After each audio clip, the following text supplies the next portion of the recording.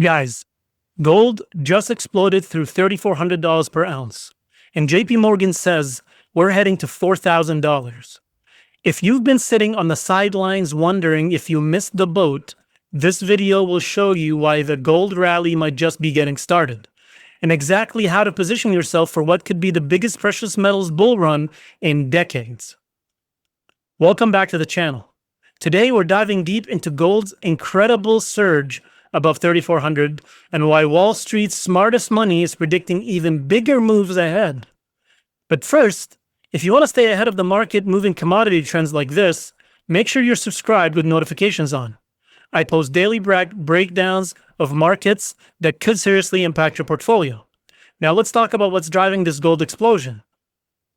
It's not just one factor.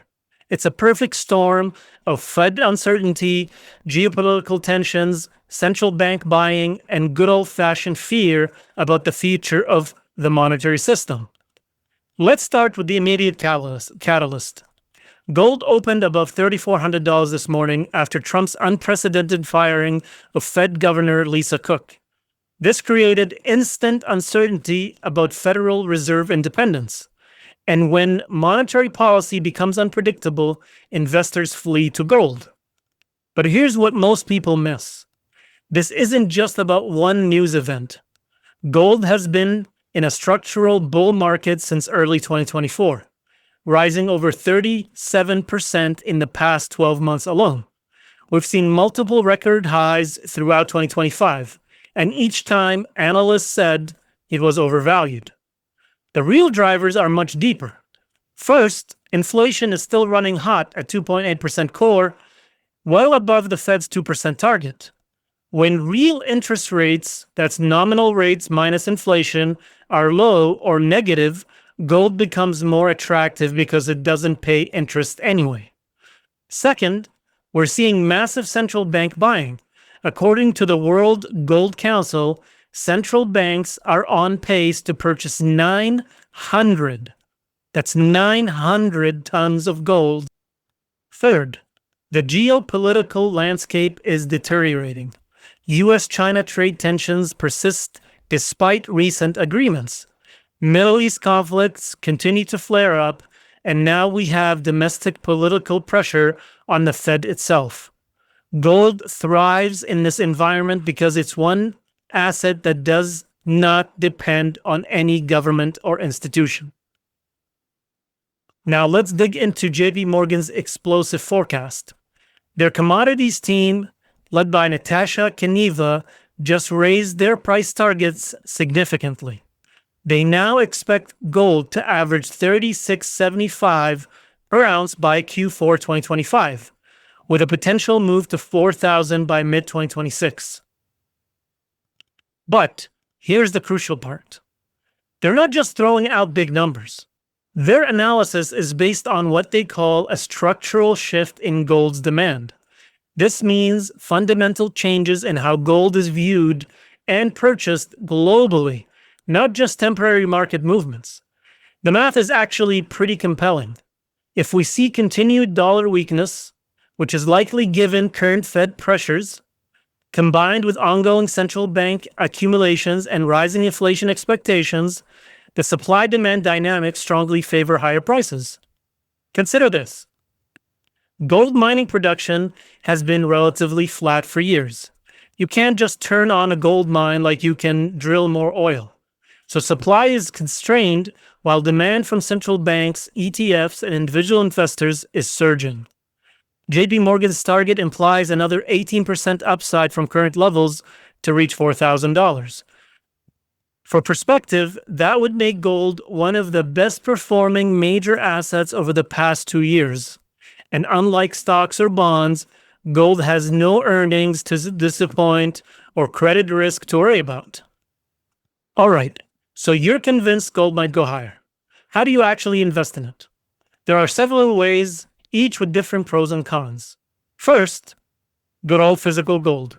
You can buy coins, bars, or rounds from dealers like APMEX or JP Bullion in the States and other similar dealers in Canada and around the world. The pros of this is you can actually own the metal. You're no counterparty risks. You're holding it in your hands. It's in your safe at home. It's in your safety deposit box. The cons is that storage, insurance, and liquidity issues. Plus, you'll pay premiums above spot price when buying and discounts when selling. So when you buy it for a little more, and when you're selling it, you're selling it for a little less because it's physical gold and requires all these additional costs.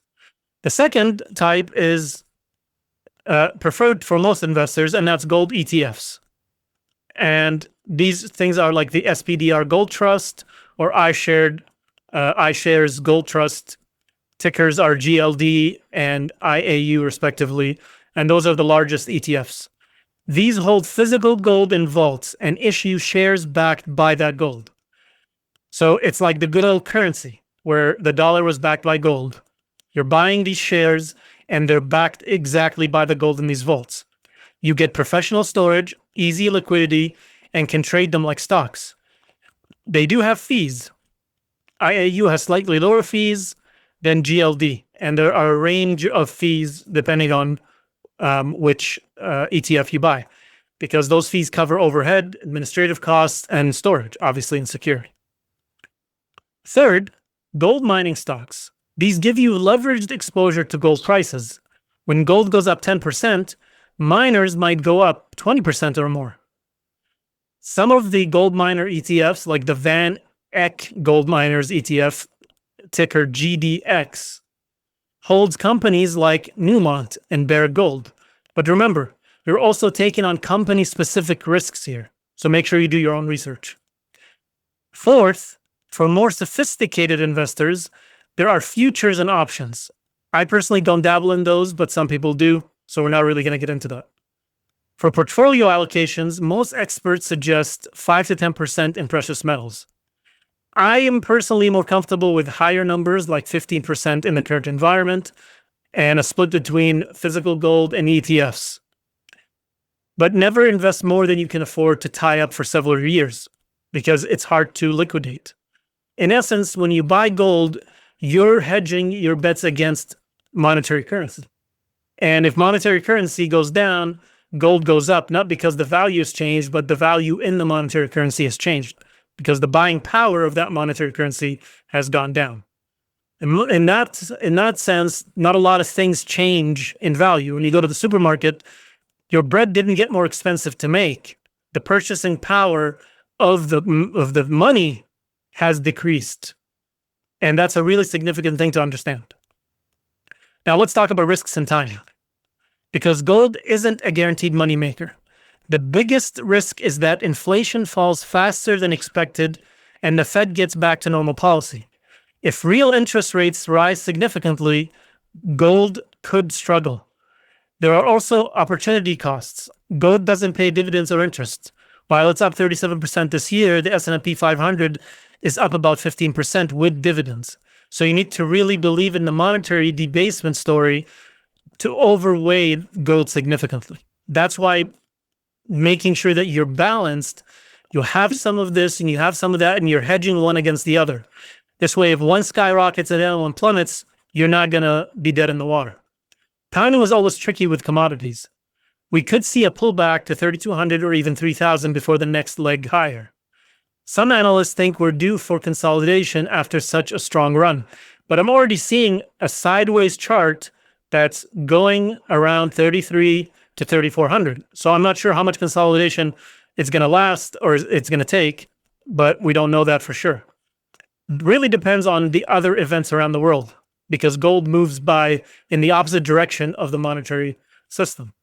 But here's my take. Trying to time commodity markets precisely is nearly impossible. If you believe in the long-term thesis, continued monetary expansion, geopolitical uncertainty, and currency debasement, then dollar cost averaging into gold position makes sense. The key insight from JPMorgan's research is that we're potentially in a multi-year bull market driven by structural fact. So there you have it. Gold's break above 3,400 and why Wall Street thinks 4,000 is realistic. Whether you're team gold or team skeptic, I want to hear your thoughts in the comments below. Are you buying this breakout or are you waiting for a pullback? If this analysis helped you understand the gold market better, smash the like button, make sure you're subscribed, hit the notification bell, and share it with anyone else who needs to see this. And definitely make sure that you track the market daily if you're in the market to buy. Sometimes you find buying opportunities that you weren't expecting. And share that insight with other people that matter to you. Make sure that your portfolio is balanced and you're taking the appropriate risk factors. Remember, precious metals should be just one part of a diversified investment strategy. Don't put all your eggs in any one basket, gold or otherwise, but don't ignore any basket either, especially in times like these when monetary policy uncertainty is high. I'll be watching to see if gold can hold above 3,400 and potentially make a run at 3,500. Keep building wealth, stay diversified, and I'll see you in the next video.